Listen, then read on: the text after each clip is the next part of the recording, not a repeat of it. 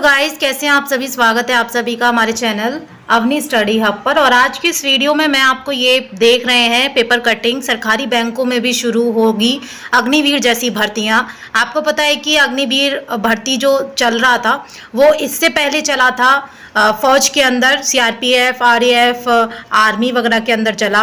और अब यही योजना जो है वो अग्निवीर योजना बैंकों में भी लागू की जा रही है।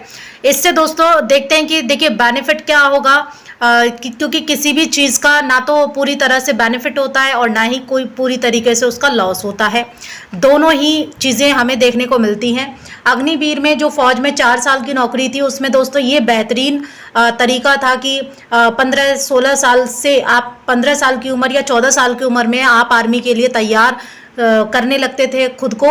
और उसके बाद में आप अगर 16 की एज तक 12th पास करके आर्मी में या फौज में किसी भी सेना में भर्ती हो जाते थे तो आप 4 साल की नौकरी करने के बाद अच्छा खासा 20-25 लाख रुपए तक इकट्ठा कर सकते थे। और उसके बाद में आपकी कोई उम्र नहीं ख़त्म होती थी, बल्कि आपको एक सरकारी नौकरी मिलने के बाद में आप दूसरी किसी भी नौकरी के लिए तैयारी सही उम्र में यानी कि आपकी युवावस्था में ही कर सकते थे। तो यहाँ पर ये बेनिफिट था। लेकिन फिर भी 4 साल के बाद, क्योंकि दोस्तों सरकारी नौकरी कोई सी भी होती है उसमें 4 साल बहुत लंबा वक्त होता है अपने मेंटली और फिजिकली हेल्थ को ख़त्म करने का। जी हाँ, आपको ये सब मजाक लग रहा होगा, आप कह रहे होंगे कि नहीं जी ऐसा कुछ नहीं है, 30 साल लोग नौकरी कर लेते हैं सरकारी और उनकी लाइफ अच्छी हो जाती है। बट ऐसा कुछ भी नहीं है कि सरकारी नौकरी करने के बाद आपकी लाइफ बहुत अच्छी हो जाती है। आप बस एक कॉम्प्रोमाइज़ वाली लाइफ जी रहे होते हैं, ऐसा अगर मैं कहूँ, क्योंकि मैं गलत नहीं बोल रही हूँ, बस मैं सच्चाई बोल रही हूँ। ये तो खैर आपको तय करना है। किसी को अगर कम पैसे में फाइनेंशियल सिक्योरिटी चाहिए होती है तो वो यही प्रेफर करता है कि इतना पढ़ाई कर रहे हैं तो फिर सरकारी नौकरी ही पाएं।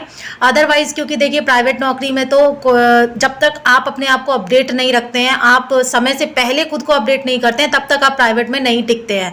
तो जिनको अपडेट करने से खुद को कोई मतलब नहीं होता है तो वो लोग कोशिश ये करते हैं कि वो लोग सरकारी नौकरी की तैयारी करें। ये बिल्कुल सच है। कभी अपने दिल पर हाथ रख के पूछिएगा कि आप किस लिए सरकारी नौकरी के लिए इतना घंटों पढ़ते हैं, 1 साल 2 साल 3 साल तैयारी करते हैं, तो ये अपने दिल पर हाथ रख के पूछिएगा।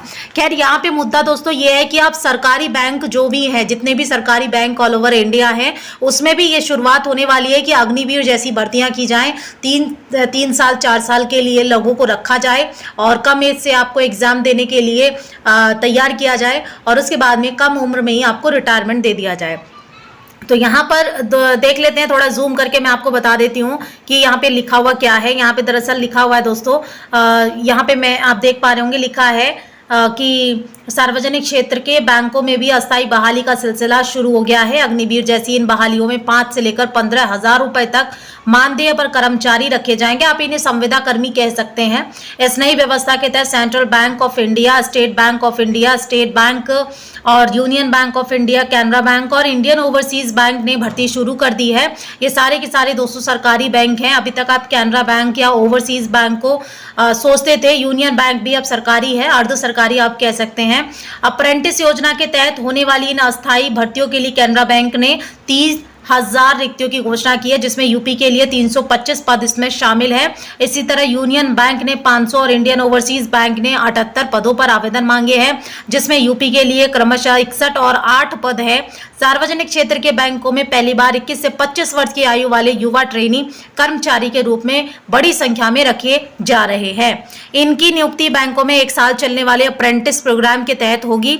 तो यहाँ पर दोस्तों जिस तरीके से आपको फौज में, अग्निवीर में 4 साल अप्रेंटिस के तौर पे रखा जाता है, उसी तरीके से आपको रेलवे हो, अब बैंक के तहत होने जा रही भर्तियों से आने वाले ये ट्रेनी कर्मचारी बैंक की वर्क फोर्स में आई कमी को दूर कर देंगे और ये काम करेंगे। हालांकि दोस्तों मैं जब अपने खुद के स्टेट बैंक ऑफ इंडिया में गई थी, मतलब मेरे खुद के नहीं, मेरे आसपास जो घर के आसपास है उसमें, जिसमें आपका अकाउंट होता है, ऑब्वियसली वो आप ही का बैंक होता है। तो जब मैं उसमें गई तो मैंने काफी सारे 4-5 बच्चे देखे थे, यानी लड़के लड़कियां युवा देखे थे कि जो कर रहे थे जॉब, और उन्होंने मुझे बताया कि वो अप्रेंटिस पर आए हुए हैं, यानी कि ट्रेनी है वो यहाँ पर। और 1 साल के बाद अगर उनका अच्छा रहता है, जो भी परफॉर्मेंस होता है, वो अच्छा डील कर पा रहे कस्टमर के साथ में, तो हो सकता है कि आगे उनको मौका दिया जाए। अदरवाइज उनको फिर मौका नहीं मिलेगा। वो 1 साल के बाद में वहां से हटा दिए जाएंगे। तो बेसिकली ये भी बहुत अच्छी बात है।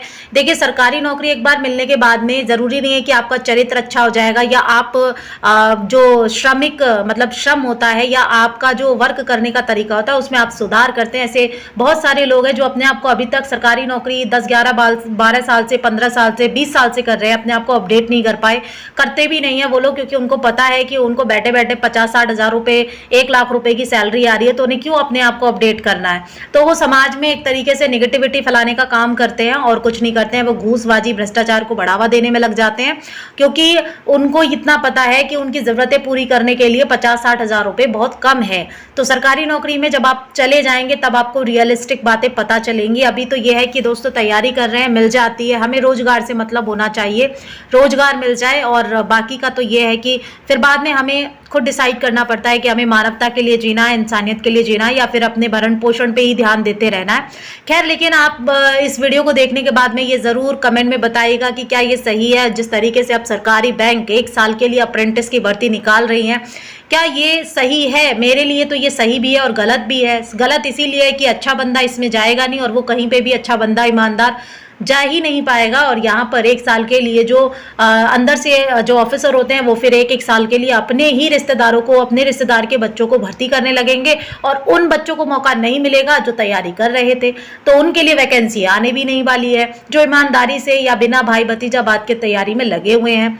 तो यहाँ पर दोनों ही इफेक्ट्स देखने होते हैं, उसके बाद जज करना होता है या कमेंट करना होता है। तो ये जरूर लिखिएगा अपनी राय को, और साथ में अगर चैनल पर नए हैं तो प्लीज सब्सक्राइब कीजिए, सपोर्ट कीजिए, क्योंकि जो कुछ भी लेकर आती हूँ वो इम्पोर्टेंट होता है आपके पेपर के पॉइंट ऑफ व्यू से भी, और आपकी जनरल नॉलेज के उससे भी। करंट अफेयर्स के भी कुछ चीजें मैं कवर अप कर लेती हूँ, तो इसीलिए चैनल आपके लिए बेनिफिट ही होने वाला है। अगर आप सपोर्ट करते हैं तो जाहिर है कि मेरे लिए आपका सपोर्ट ही मेरा मोटिवेशन बन जाता है, और फिर मैं आगे मेहनत करूंगी और करने की कोशिश करूंगी।